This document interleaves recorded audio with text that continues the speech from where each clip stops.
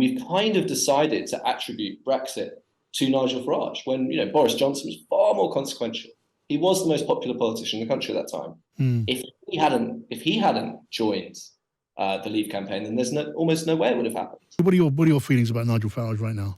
I think it's just important to take a little trip down memory lane now that it seems like quite a few Tory MPs are saying, oh, we'd love Nigel to join the party now that he's come third in a reality TV show. We'd love him to be the Home Secretary, one of them said, which is very interesting. I think we just need to remember a few things about Nigel Farage, one of which is that he's never been a particularly popular populist. He's never been a particularly skillful politician. And for all his undoubted charisma and his stamina, in doing soapbox stuff for leaving the EU for a few decades, I think the negatives about Farage definitely outweigh the positives as far as the Conservative Party is concerned. So I wrote the column about that. Well, tell me more about that, because the phrase which is very closely linked with Nigel Farage is that he's a consequential personality, and he was very much front and centre, or very near the front and centre of the Brexit campaign, which of course succeeded. And he was, well, he's known to most people around this country, which is an achievement in itself for a politician. Why do you say he would not be of use to the party that took him in? Well, it's I think people have got quite hazy memories about this. So before the referendum, there was something in polling called the Farage Paradox.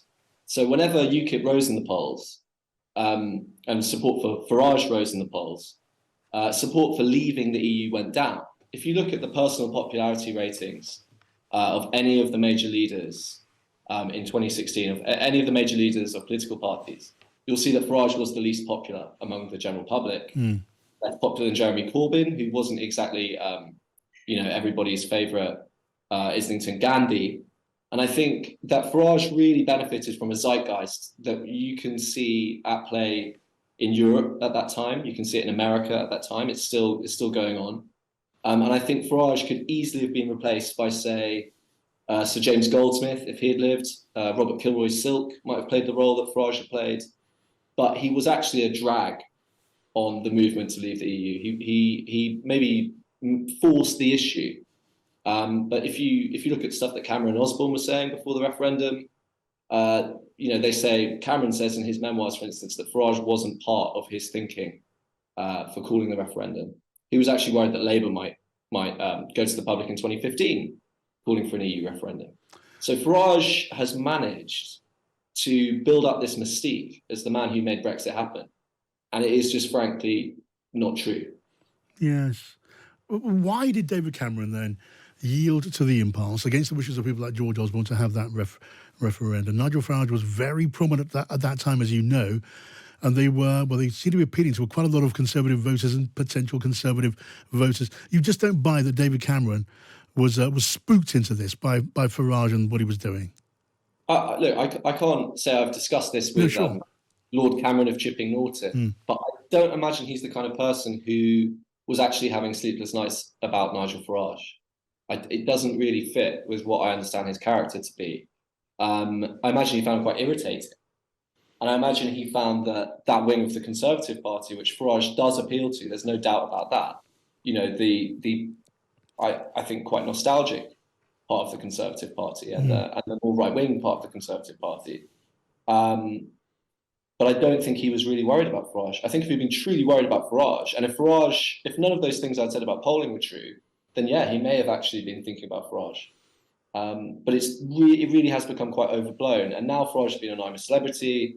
Farage was at Conservative Party conference where he was very, very popular with the sort of delegates and activists there. Yes. We've kind of decided to attribute Brexit to Nigel Farage when, Boris Johnson was far more consequential. He was the most popular politician in the country at that time. If he hadn't joined the Leave campaign, then there's almost no way it would have happened. Yeah. So some of what we think about Johnson has now attached itself to Farage, and it's quite strange. I mean, it's great for Nigel Farage. He looks like a very, very successful sort of Florida-based dentist now. He's got an amazing tan.